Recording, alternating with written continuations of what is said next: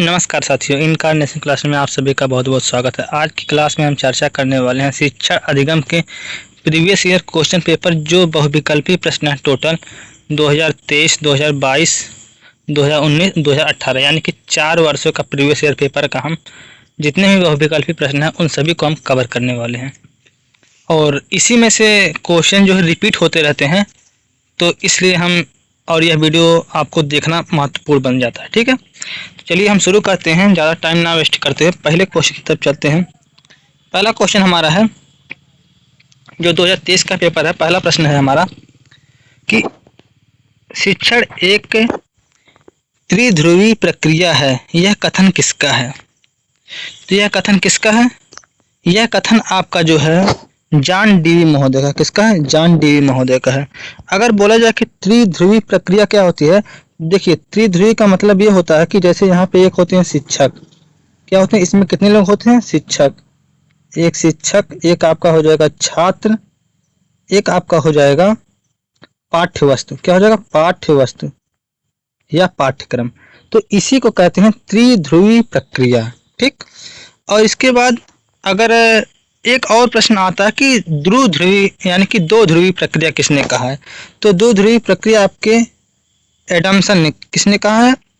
Adams महोदय। किसने? Adams. तो इसमें इन्होंने बताया केवल शिक्षक और छात्र की आवश्यकता होती है। इन्होंने इसे द्विध्रुवी प्रक्रिया भी बताया है। ठीक, तो इसलिए इसका राइट आंसर आपका हो जाएगा जॉन डीवी महोदय, यानी कि ऑप्शन नंबर डी इसका राइट आंसर हो जाएगा। ठीक, चलिए आगे बढ़ें। अगला क्वेश्चन है, किस शिक्षा शास्त्री ने शिक्षा को संपूर्ण जीवन माना है? तो स्पेंसर महोदय ने शिक्षा को पूरा संपूर्ण जीवन इन्होंने माना है। ठीक है, चलिए अगले क्वेश्चन चलते हैं। अगला क्वेश्चन है, संप्रेषण शब्द का लैटिन वर्ड कम्युनिस का आशय है। तो कम्युनिस का आशय यहाँ पे ये है सामान्य से। कहाँ से? सामान्य से। तो इसलिए इसका राइट आंसर आपका ऑप्शन नंबर ए बिल्कुल सही जवाब हो जाएगा। ठीक, चलिए अगले क्वेश्चन चलते हैं। अगला क्वेश्चन है, संप्रेषण के तत्व हैं। तो संप्रेषण के कौन कौन से तत्व होते हैं? संप्रेषण के आपके संदेश भी होते हैं, श्रोता भी होते हैं, माध्यम भी होते हैं। संप्रेषण कब होगा? जब कोई श्रोता होगा यानी कि सुनने वाला, कोई वक्ता होगा यानी कि कहने वाला, और कोई ना कोई तो एक माध्यम होना चाहिए ना, जिससे वक्ता की कही गई बात और श्रोता तक जाएगी, तो एक माध्यम होगा। तो यानी कि इन सभी में तीनों ऑप्शन आपका सही दिख रहा है, तो इसलिए आपका ऑप्शन नंबर द बिल्कुल सही जवाब हो जाएगा, उपयुक्त सभी। ठीक, अब अगले क्वेश्चन पाते हैं। अगला क्वेश्चन 5वां नंबर क्वेश्चन है, पूर्ण से अंश की ओर शिक्षण सूत्र किस सिद्धांत पर आधारित है? तो यह आपका गेस्टाल्टवाद सिद्धांत पर आधारित है, यानी कि गेस्टाल्ट महोदय ने पूर्ण से अंश की ओर शिक्षण सूत्र पर सबसे ज्यादा बल दिया है। ठीक, तो इसलिए इसका राइट आंसर आपका ऑप्शन नंबर सा बिल्कुल सही जवाब हो जाएगा। ठीक, चलिए अगले क्वेश्चन चलते हैं। अगला क्वेश्चन है आपका 6 नंबर कि प्रश्नोत्तर प्रविधि के जनक कौन है? तो प्रश्नोत्तर प्रविधि के जनक आपके सुकरात हैं। कौन है? सुकरात महोदय। चलते हैं अगले क्वेश्चन पर। अगला क्वेश्चन है 7वां नंबर क्वेश्चन है, निदान की प्रक्रिया से संबंधित है। निदान की प्रक्रिया से संपादित होता है। तो निदान की प्रक्रिया से क्या संपादित होता है?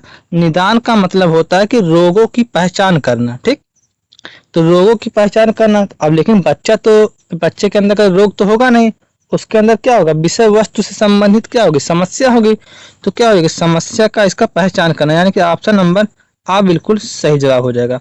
अगर यहीं पे कहा जाएगा कि समस्या का निदान करना, समस्या का समाधान करना, तो यह आपका आ जाएगा कि उपचारात्मक प्रक्रिया के अंतर्गत आ जाएगा। किसके अंतर्गत आ जाएगा? उपचार के अंतर्गत आ जाएगा। और यह आपका समस्या का पहचान किसके अंतर्गत आएगा? निदान के अंतर्गत आ जाएगा। ठीक, आगे बढ़े। चलिए अगला क्वेश्चन है, सूक्ष्म शिक्षा में निम्न में कौन से तत्व का समावेश नहीं होता है?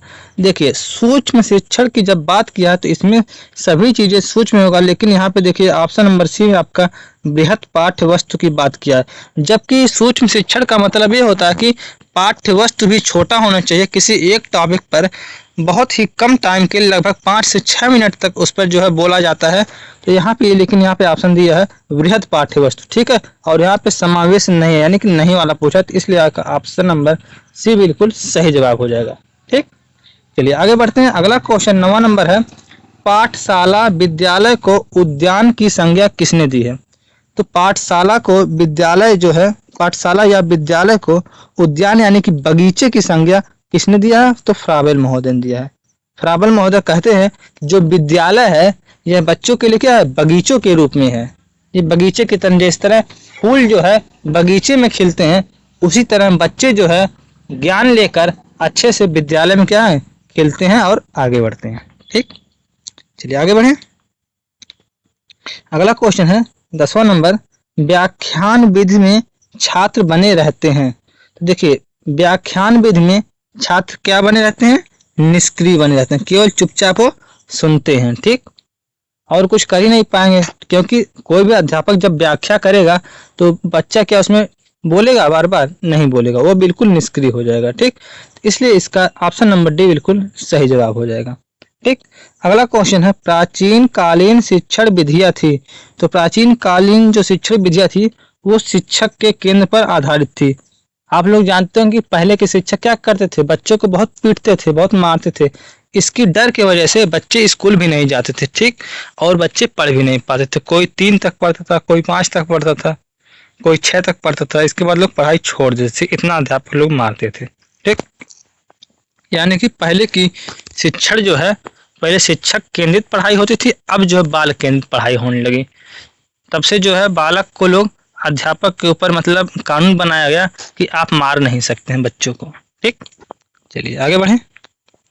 अगला क्वेश्चन है, प्रस्तावना प्रश्न का संबंध होता है। तो प्रस्तावना प्रश्न का संबंध किस ऑप्शन से है आपका? तो प्रस्तावना प्रश्न का संबंध आपका पूर्व के ज्ञान से है।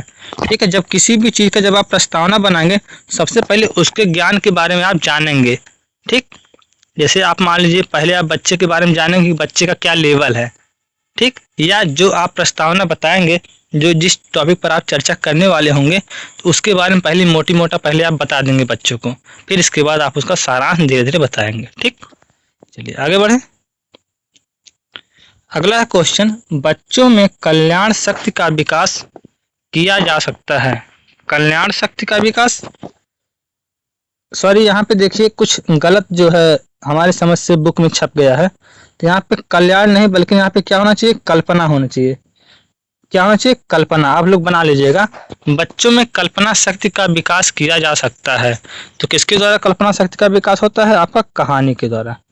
इसलिए इसका ऑप्शन नंबर सी बिल्कुल सही जवाब हो जाएगा। आप लोग इसको बना लीजिएगा, कल्याण यहाँ पे लिखा गया है, लेकिन यहाँ पे होना चाहिए क्या? कल्पना। ठीक है, चलिए आगे बढ़े। 14 नंबर क्वेश्चन है, पाठ के प्रमुख तथ्यों को बार बार दोहराना किस शिक्षण सिद्धांत के अंतर्गत आता है?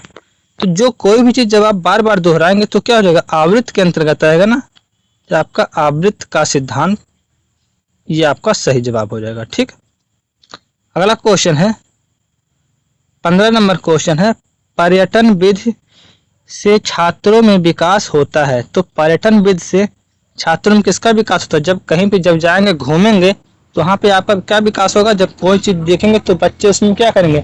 निरीक्षण करेंगे या अवलोकन करेंगे। तो इसलिए इसका ऑप्शन नंबर डी बिल्कुल सही जवाब हो जाएगा। यानी कि आपका 2023 का पेपर पूरा हमने सॉल्व कर दिया बहुविकल्पी प्रश्न। चलिए अब आते हैं अगले ईयर के पेपर पर, यानी कि 2022 के प्रश्न पत्र पर।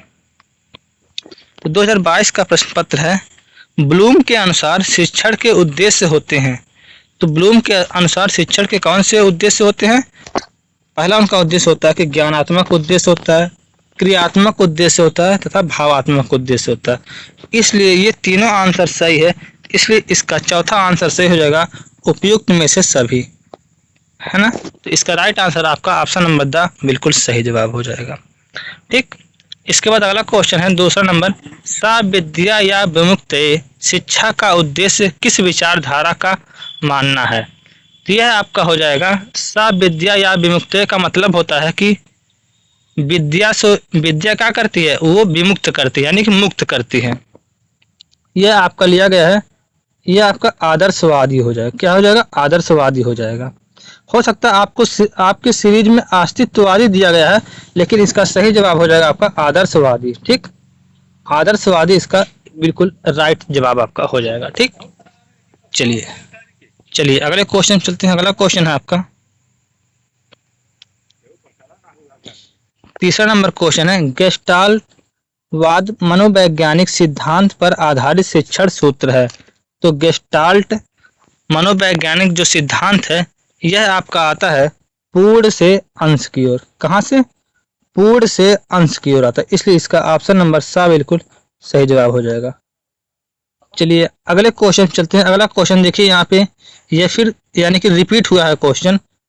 क्वेश्चन नंबर चौथा, शिक्षण एक त्रिध्रुवी प्रक्रिया है, या किसका कथन है? यह आपका कथन है जॉन डीवी महोदय का। किसका है? जॉन डीवी महोदय। ठीक, अगर द्विध्रुवी प्रक्रिया की बात करेगा तो आपका हो जाएगा एडम्स। ठीक, चलिए अगला क्वेश्चन है, संप्रेषण शब्द की उत्पत्ति किस लैटिन शब्द से हुई है? तो वह आपका हुआ है ऑप्शन नंबर ए यानी कि कम्युनिस्ट शब्द से हुआ है।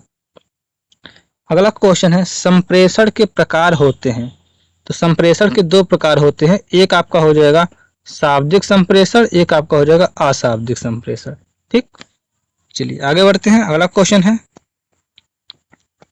प्रोजेक्ट पद्धति के जन्मदाता हैं। तो प्रोजेक्ट पद्धति के जन्मदाता आपके हो जाते हैं किलपैट्रिक महोदय। कौन है? किलपैट्रिक महोदय। इसके बाद अगला क्वेश्चन है, निम्न में से शिक्षण का सामान्य सिद्धांत नहीं है। तो सामान्य सिद्धांत क्या नहीं है? देखिए आपका क्रियाशीलता का सिद्धांत है, बिल्कुल रुचि का सिद्धांत है, नियोजन का सिद्धांत है, लेकिन आपका परिमाण का सिद्धांत नहीं है। इसमें आपका गणितीय संक्रियाएं आती हैं, यह आपका सिद्धांत के अंतर्गत नहीं आता है। परिमाण में नाप तौल और ये सब आपका उसमें किया जाता है। अगला क्वेश्चन है, कल्पना एवं तर्क शक्ति का विकास किस शिक्षण प्रवृत्ति के माध्यम से होता है? देखिए कल्पना और तर्क शक्ति का विकास आपका कहानी प्रवृत्ति के माध्यम से होता है। किसके माध्यम से होता है? कहानी के माध्यम से। तो बच्चों को जब आप कहानी सुनाएंगे तो उनके अंदर क्या होगा, जिज्ञासा बढ़ेगी ना, तर्क शक्ति यानी कल्पना बढ़ेगी ना। तो बस यही। अगला है, सुकराती प्रवृत्ति कहते हैं। तो सुकराती प्रवृत्ति आपका हो जाएगा प्रश्नोत्तर विधि से संबंधित हो जाएगा। किससे? प्रश्नोत्तर विधि से। तो जहां पे आपका सुकराती विधि पूछेगा तुरंत आप प्रश्नोत्तर विधि लगा दीजिएगा। ठीक, चलिए आगे बढ़ें। अगला क्वेश्चन है, शिक्षक केंद्रित शिक्षण में शिक्षा का केंद्र बिंदु होता है। तो जब शिक्षक केंद्रित पूछा है, इसका केंद्र बिंदु क्या हो जाएगा? इसका केंद्र बिंदु शिक्षक ही हो जाएगा। अगर बाल केंद्रित पूछेगा तो उसमें आपका बालक हो जाएगा। अगला क्वेश्चन है आपका, सूक्ष्म शिक्षा, सॉरी एक सेकंड, थोड़ा सा इसको हम बैक करते हैं। सूक्ष्म शिक्षण पद्धति के जन्मदाता हैं। तो सूक्ष्म शिक्षण पद्धति के जन्मदाता आपके हैं डी एलन महोदय। कौन है? डी एलन महोदय। अगला है, पाठ प्रस्तावना कौशल का आधार बिंदु है। तो पाठ प्रस्तावना कौशल का आधार बिंदु क्या होता है? पूर्व ज्ञान से होता है। क्या होता है? पूर्व ज्ञान से। कहीं भी आपका अगर प्रस्तावना शब्द आया तो तुरंत पूर्व ज्ञान से संबंधित हो जाएगा। ठीक, चलिए आगे बढ़ें। अगला क्वेश्चन 14 नंबर क्वेश्चन है, व्याख्यान विधि में छात्र बने रहते हैं। तो व्याख्यान विधि में छात्र कैसे बने रहते हैं? बिल्कुल निष्क्रिय बने रहते हैं। ठीक, कैसे बने रहते हैं? निष्क्रिय। इसलिए इसका ऑप्शन नंबर सी बिल्कुल सही जवाब हो जाएगा। अगला नंबर क्वेश्चन है, अधिगम का अर्थ होता है। तो अधिगम का अर्थ होता है सीखना, और अधिगम का अर्थ यह भी होता है व्यवहार में परिवर्तन करना तथा लक्ष्य की प्राप्ति करना, यानी कि उपयुक्त सभी। इसका राइट आंसर आपका हो जाएगा ऑप्शन नंबर ड बिल्कुल सही जवाब हो जाएगा। ठीक है, चलिए अब चलते हैं अब अगले पेपर पर। 2019 का पेपर है। देखिए हम बहुत टाइम इसलिए नहीं ले रहे हैं समझाने में, क्योंकि 4 वर्ष का पेपर है, तो मैं सोच रहा हूँ कि वीडियो बहुत ज़्यादा लंबी ना बने। ठीक है, वरना हम जितना चारों टाइम लगेगा, मतलब हमें कराने में उतने, हम केवल एक मॉडल पेपर कराने में हमें टाइम लग जाएगा अगर हम उसको डिस्क्राइब करने लगेंगे तो। ठीक है, हमें आशा कि इतना आप लोगों ने पढ़ा होगा कि हमें उतना डिस्क्राइब करने की ज़रूरत नहीं पड़ेगी। ठीक, चलिए आगे बढ़ते हैं। अगला क्वेश्चन है, शिक्षण एक उद्देश्य निर्देशित क्रिया है, यह किसने कहा है? यह आपके कहे हैं B.O. स्मिथ महोदय। कौन कहे हैं? B.O. स्मिथ महोदय। इसलिए आपका ऑप्शन नंबर सा बिल्कुल सही जवाब हो जाएगा।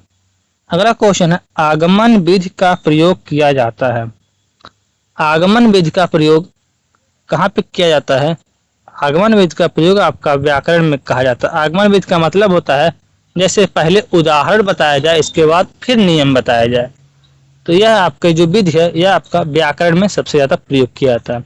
जैसे आपने पहले संज्ञा की परिभाषा ना बताते हुए पहले आपने बता दिया कि यह घर है या मोहन है या कुछ भी कोई नाम लिए, तब इसके बाद उदाहरण देने के बाद आप नियम बताए कि किसी भी वस्तु, व्यक्ति अथवा स्थान के नाम को संज्ञा कहते हैं। तो यह आपका हो जाएगा आगमन विधि के अंतर्गत आ जाता है ये सब। ठीक, तो इसलिए इसका राइट आंसर आपका व्याकरण बिल्कुल सही जवाब हो जाएगा। ठीक, चलिए अगले प्रश्न की ओर चलते हैं। अगला प्रश्न है, निम्नलिखित में से कौन सी श्रव्य दृश्य सामग्री के चयन में सर्वाधिक प्रमुख है? तो यानी कि श्रव्य भी हो और दृश्य भी हो। ठीक, लेकिन वह किससे रिलेटेड होना चाहिए? सर्वाधिक प्रमुख वह आपका विषय वस्तु से संबंधित होना चाहिए। ठीक है, विषय वस्तु से प्रकृति के संबंधित होना चाहिए। ऐसा नहीं है कि कोई भी चीज हो जिसमें छात्रों को पसंद आए या शिक्षक को पसंद आए या धन की व्यवस्था हो, ऐसा नहीं होना चाहिए। आपका जो है विषय वस्तु की प्रकृति के संबंधित होना चाहिए, दृश्य और श्रव्य सामग्री। ठीक, अगला क्वेश्चन है, कक्षा शिक्षण में कौन सा संप्रेषण का घटक नहीं है? तो कक्षा शिक्षण में संप्रेषण का घटक कौन से नहीं है? अभिभावक, क्योंकि कक्षा में तो अभिभावक रहेंगे नहीं, तो ये घटक बिल्कुल नहीं होंगे। कक्षा में कौन कौन से? शिक्षक रहेंगे, पाठ्य वस्तु रहेगा और छात्र रहेगा, यानी कि ये तीनों हो जाएगा, लेकिन यहाँ पे अभिभावक जो है नहीं रहेंगे। इसलिए इसका राइट आंसर आपका हो जाएगा चौथे का ऑप्शन नंबर सा बिल्कुल सही जवाब हो जाएगा। चलिए अगले क्वेश्चन चलते हैं। अगला क्वेश्चन है, शिक्षक द्वारा कक्षा में अंत्याक्षरी एवं काव्य पाठ प्रतियोगिता कराना कौन सा शिक्षण सिद्धांत है? तो देखिए, जब काव्य पाठ या प्रतियोगिता जब आप कराएंगे तो इसमें बच्चों क्या क्रियाशीलता का सिद्धांत का काम करेगा। बच्चे क्या होंगे, इसमें क्रियाशील हो जाएंगे ना, वहाँ पे अपना जो है खड़े होकर जो है कुछ भी कविता पाठ या जो भी उनको करना रहेगा, अंत्याक्षरी करना रहेगा, वो करेंगे बालक खुद अपने मन से। ठीक, इसलिए इसका राइट आंसर आपका ऑप्शन नंबर सी बिल्कुल सही जवाब हो जाएगा। ठीक, चलिए अगले क्वेश्चन चलते हैं। अगला क्वेश्चन है, उदाहरणों एवं दृष्टांतों के द्वारा कई सामान्य नियम या सिद्धांत बनाना कौन सा शिक्षण सूत्र कहलाता है? तो यह आपका शिक्षण सूत्र कहलाता है विश्लेषण से संश्लेषण की ओर। कहाँ से? विश्लेषण से संश्लेषण की ओर। ठीक है, चलिए अगला क्वेश्चन है, पाठशाला या विद्यालय को उद्यान की संज्ञा किसने दी है? तो विद्यालय को उद्यान की संज्ञा जो फ्राबल महोदय दिए। कौन दिए? फ्राबल महोदय। देखिए ये भी आपका क्वेश्चन रिपीट हो गया। ठीक, चलिए आगे बढ़ते हैं। अगला क्वेश्चन है, छात्रों को अपने भावों एवं विचारों को व्यवस्थित ढंग से अभिव्यक्त करना किस प्रविधि के अंतर्गत आता है? तो यह आपका आता है वाद विवाद के अंतर्गत। किसके अंतर्गत आता है? वाद विवाद के अंतर्गत आता है। तो इसलिए इसका राइट आंसर आपका ऑप्शन नंबर बा बिल्कुल सही जवाब हो जाएगा। ठीक, चलिए आगे बढ़ते हैं। ठीक बाबू, समझ में आ रहा है?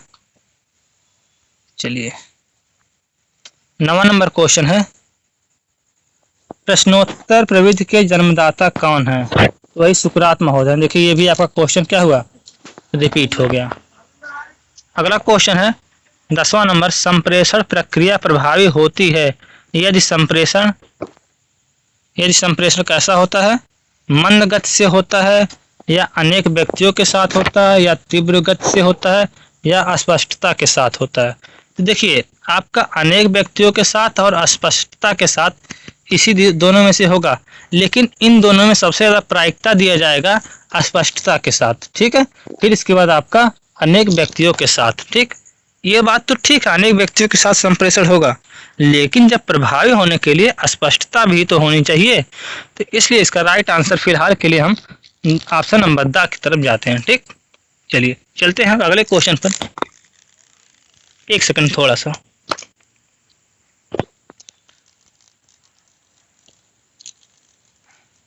चलिए अगले क्वेश्चन चलते हैं, थोड़ा सा इसको हम कट करते हैं। 11 नंबर क्वेश्चन है, कक्षों में कमी होने पर शिक्षक अपनाते हैं। अब जैसे मान लीजिए कक्षों की जब कमी हो जाती है तो उसमें बहुकक्षा शिक्षण का प्रयोग करते हैं। कक्षाध्यापक क्या करते हैं?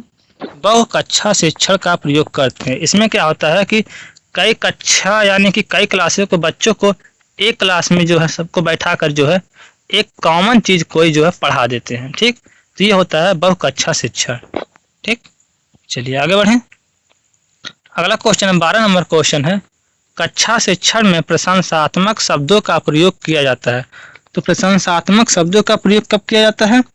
जब बच्चों को पुनर्बलन का कौशल यानी कि उसमें पुनर्बलन का कौशल जो इसमें प्रयोग किया जाता है।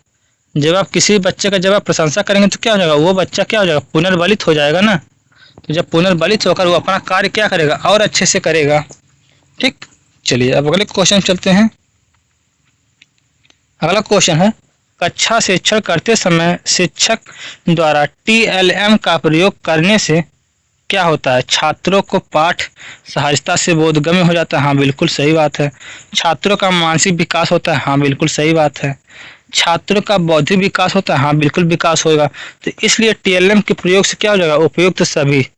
इसलिए इसका ऑप्शन नंबर डी बिल्कुल सही जवाब हो जाएगा। ठीक, चलिए चलते हैं अगले क्वेश्चन पर। फनेल बोर्ड किस प्रकार का TLM है? तो फनेल बोर्ड आपका जो है यह आपका दृश्य सामग्री के अंतर्गत आता है, केवल दृश्य सामग्री के अंतर्गत। ठीक, फनेल बोर्ड में केवल देखा जाता है, जैसे उसमें जो है केवल चित्र वगैरह बने रहते हैं, तो ये केवल दृश्य सामग्री के अंतर्गत आ जाता है। ठीक, अगला क्वेश्चन है, कौन सा प्राकृतिक से प्राप्त TLM नहीं है? अब देखिए प्राकृतिक से प्राप्त आपका कंकड़ पत्थर है, टहनियाँ है, पत्तियां, लेकिन आपका मानचित्र आपका जो है प्राकृत से प्राप्त नहीं है। ठीक, तो इसलिए इसका राइट आंसर आपका ऑप्शन नंबर बी बिल्कुल सही जवाब हो जाएगा। ठीक, चलिए बढ़ते हैं अगले प्रश्न पत्र पर। 2018 का प्रश्न पत्र है। ठीक, अब इस पर हम चर्चा करते हैं। चलिए पहला क्वेश्चन आपका है, शिक्षण अधिगम सिद्धांत नहीं है। तो शिक्षण अधिगम सिद्धांत नहीं, इसका ऑप्शन है क्रियाशीलता का सिद्धांत, प्रेरणा का सिद्धांत, रुचि का सिद्धांत, प्रयोगात्मक कार्य प्रविधि। तो देखिए यहाँ पे ये तीनों आपका जो है देखेंगे तो आपका सिद्धांत हो जाएगा, लेकिन आपका प्रयोगात्मक एक कार्य है, यह आपका प्रविधि के अंतर्गत आता है। इसलिए इसका ऑप्शन नंबर डी बिल्कुल सही जवाब हो जाएगा। ठीक, चलिए दूसरे क्वेश्चन की तरफ चलते हैं। दूसरा क्वेश्चन है, संप्रेषण के घटक हैं। तो संप्रेषण के घटक कौन कौन से हैं? एक आपका प्रेषक हो जाएगा, एक आपका संदेश हो जाएगा, एक आपका ग्राही हो जाएगा। यानी कि इसका राइट आंसर आपका ऑप्शन नंबर डी बिल्कुल सही जवाब हो जाएगा, उपयुक्त सभी। ठीक, चलिए चलते हैं अगले प्रश्न पर। निम्नलिखित में से श्रव्य दृश्य सामग्री नहीं है। तो श्रव्य दृश्य यानी कि सुना भी जा सके और देखा भी जा सके, ऐसा सामग्री नहीं है। तो रेडियो को केवल हम लोग क्या करते हैं, केवल सुन सकते हैं, इसे देख नहीं सकते, है ना। तो इसलिए इसका राइट आंसर आपका ऑप्शन नंबर ए बिल्कुल सही जवाब हो जाएगा। चलिए अगला क्वेश्चन है आपका, भ्रमण प्रविधि के चरण हैं। तो भ्रमण प्रविधि के कौन कौन से चरण हैं? शैक्षिक उद्देश्य या प्रकरण का चुनाव करना चाहिए। हाँ बिल्कुल सही बात है, जो है प्रकरण का चुनाव पहले करेंगे तभी तो हम जान पाएंगे कहाँ पे हमें जाना है भ्रमण के लिए। अब पता लगे हम चुनाव ही ना कर पाए तो कैसे जो है हम लोग जा पाएंगे भ्रमण के लिए, नहीं जा पाएंगे। ठीक, इसके बाद अगला ऑप्शन है पर्यटन स्थल का चयन होना चाहिए। बिल्कुल हाँ, अब जैसे हमें पता रहेगा ना कि हमें ताजमहल देखने जाना है या कुछ और देखने जाना है, जब उसका चयन किए रहेंगे तभी तो हम वहाँ पहुँच पाएंगे। इसके बाद पर्यटन स्थल है तो सामग्री क्या क्या चाहिए, कैसे हमें जाना है, क्या साथ लेके जाना, क्या नहीं लेके जाना, ये सब जरूरी है ना। तो इसलिए इसका राइट आंसर इसका आपका ऑप्शन नंबर डी बिल्कुल सही जवाब हो जाएगा, उपयुक्त सभी। ठीक, चलिए चलते हैं अब अगले क्वेश्चन पर। अगला क्वेश्चन नंबर 5 नंबर है, प्रयोग प्रदर्शन विधि सर्वाधिक प्रयुक्त होती है। तो प्रयोग प्रदर्शन विधि किसमें प्रयुक्त होता है? ये आपका विज्ञान के विषय में किया जाता है प्रयोग। ठीक है, इसमें किया जाता है विज्ञान के विषय में किया जाता है। चलिए चलते हैं अगले क्वेश्चन पर। पाठ के प्रमुख तथ्यों को बार बार दोहराना किस शिक्षण सिद्धांत के अंतर्गत आता है? यह आपका आता है पाठ के प्रमुख तथ्यों को बार बार दोहराना। तो बार बार दोहराने का मतलब होता है आवृत्ति का सिद्धांत। क्या हो जाएगा? आवृत्ति का सिद्धांत के अंतर्गत किया जाएगा। इसलिए ऑप्शन नंबर डी बिल्कुल इसका सही जवाब हो जाएगा। ठीक, चलिए अगले क्वेश्चन चलते हैं। अगला क्वेश्चन है, शिक्षण को आनंददायक, मनोरंजक और रुचिपूर्ण बनाने हेतु उत्तम विधि है। यह आपका हो जाएगा खेल एवं गतिविधि जो प्रविधि होती है, इसके आधार पे जो बच्चे क्या करते हैं, आनंदित भी होते हैं, मनोरंजक भी होते हैं और उनका रुचि भी लगता है खेल में। ठीक है, इसलिए इसका राइट आंसर इसका आपका ऑप्शन नंबर बी बिल्कुल सही जवाब हो जाएगा। ठीक, चलिए अगला क्वेश्चन है, शिक्षण प्रविधियों के प्रकार। तो शिक्षण प्रविधि के प्रकार कौन कौन से? प्रश्नोत्तर, वर्णन, कहानी कथन या उपयुक्त सभी। तो यह आपका तीनों आपका जो है शिक्षण के प्रविधि हो जाएगा। तो इसलिए इसका ऑप्शन नंबर डी बिल्कुल सही जवाब हो जाएगा, यानी कि उपयुक्त सभी। इसके बाद अगला क्वेश्चन है, शिक्षण का सूत्र नहीं है। शिक्षण का सूत्र कौन कौन सा नहीं है? ज्ञात से अज्ञात की ओर, ये बिल्कुल शिक्षण का सूत्र है। पूर्ण से अंश की ओर, यह भी आपका शिक्षण का सूत्र है। स्थूल से सूक्ष्म की ओर, यह भी आपका शिक्षण सूत्र है। लेकिन प्रेरणा का सिद्धांत यह आपका सूत्र नहीं है, यह बल्कि एक सिद्धांत है। ठीक, मोटिवेशन का सिद्धांत। ठीक, तो इसलिए इसका राइट आंसर आपका ऑप्शन नंबर द बिल्कुल सही जवाब हो जाएगा। चलिए चलते हैं अगले क्वेश्चन पर। शिक्षण को पूर्व ज्ञान पर ही नए ज्ञान को आधारित करना चाहिए, यह कथन किस शिक्षण सूत्र की ओर संकेत करता है? यह आपका करता है पूर्ण से अंश की ओर करता है। किस तरफ करता है? पूर्ण से अंश की ओर। यह किस शिक्षक, एक सेकंड, शिक्षक को पूर्व ज्ञान ना, एक सेकंड, सॉरी। देखिए जब पूर्व ज्ञान हो जाएगा तो आपका ज्ञात से अज्ञात की ओर हो जाएगा। ठीक है, किस शिक्षण की ओर हो जाएगा? ज्ञात से अज्ञात की ओर हो जाएगा। क्योंकि जब हम पूर्व से जब पहले उसका नॉलेज ले लेंगे, जब पहले पूर्व का ज्ञान जब हम जान जाएंगे तभी तो हम अज्ञात की ओर ले जाएंगे। जो बच्चा नहीं जानता है, जैसे मान लीजिए ABCD वो जानता है, तभी तो हम फिर इसके बाद उसको A फॉर एप्पल, फिर इसके बाद एप्पल की स्पेलिंग बताएंगे उसको, तभी तो जाएंगे ज्ञात से अज्ञात की ओर। इसलिए आपका ऑप्शन नंबर ए बिल्कुल सही जवाब हो जाएगा। चलिए अगला क्वेश्चन है, सहयोग की भावना का विकास संभव है। तो सहयोग की भावना का विकास कब संभव हो जाएगा?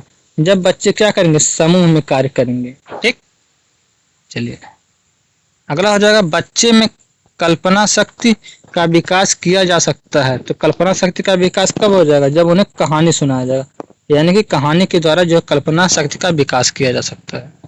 ठीक, चलिए अगला है आपका 13 नंबर क्वेश्चन है, शिक्षण सूत्र पथ प्रदर्शक करते हैं जिनमें सिद्धांत से व्यवहार में सहायता के लिए अपेक्षा की जाती है, यह कथन किसका है? यह कथन आपका रेमंड महोदय जी का है। किसका है? रेमंड महोदय का। इसलिए इसका ऑप्शन नंबर बी बिल्कुल सही जवाब हो जाएगा। चलिए अगले क्वेश्चन की तरफ चलते हैं। अगला क्वेश्चन है, उपचारात्मक शिक्षण हेतु क्रियाकलाप कराए जाते हैं। तो उपचारात्मक शिक्षण क्या हो जाता है कि जब उपचार किसी भी चीज कराया जाए तो अभ्यास कराने के लिए भी ये भी एक प्रकार का उपचार है। ठीक, खेल व अन्य गतिविधियों द्वारा आयोजन किया जाता है, यह भी आपका उपचार है। इसके द्वारा ही बच्चों को ज्ञान प्रदान किया जाता है। इसके बाद अगला क्वेश्चन, अगला ऑप्शन है समूह चर्चा। तो समूह चर्चा किया जाता है, इसलिए इसका राइट आंसर आपका ऑप्शन नंबर डी बिल्कुल सही जवाब हो जाएगा, उपयुक्त सभी। ठीक, इसके बाद लास्ट क्वेश्चन है, प्रभावी संप्रेषण की प्रक्रिया होती है। तो प्रभावी संप्रेषण की प्रक्रिया आपकी होती है, ये द्विपक्षों के बीच होती है, यानी कि दो पक्ष में जब होती है कोई भी संप्रेषण तो आपका संप्रेषण प्रभावी होता है। ठीक, अगर आपका अप्रभावी संप्रेषण पूछे तो ये आपका एक पक्षी जो संप्रेषण होता है वो अप्रभावी संप्रेषण होता है। लेकिन इसका राइट आंसर आपका ऑप्शन नंबर बी बिल्कुल सही जवाब हो जाएगा। ठीक है, आशा है कि आप लोगों को अच्छे से पूरा ये चारों साल का समझ में आ गया होगा। तो फिर आपसे मिलते हैं आपसे एक नए वीडियो में। Thank you, bye bye, take care, अपना ख्याल रखिएगा। मिलते हैं फिर आपसे एक नए वीडियो में, ठीक। बस इतना याद कर लीजिए, जितना हम मतलब वीडियो बना रहे हैं ये सब ऐसा मत समझिएगा कि हम व्यूज के लिए बना रहे हैं, बिल्कुल भी नहीं। यानी कि ये सब बिल्कुल बहुत ही महत्वपूर्ण है। इसी में से आपका कई क्वेश्चन आपका जो है पूछ लेगा आपकी बार 2024 में, ठीक है। तो चलिए मिलते हैं फिर आपसे नेक्स्ट वीडियो में। Thank you, bye bye, take care.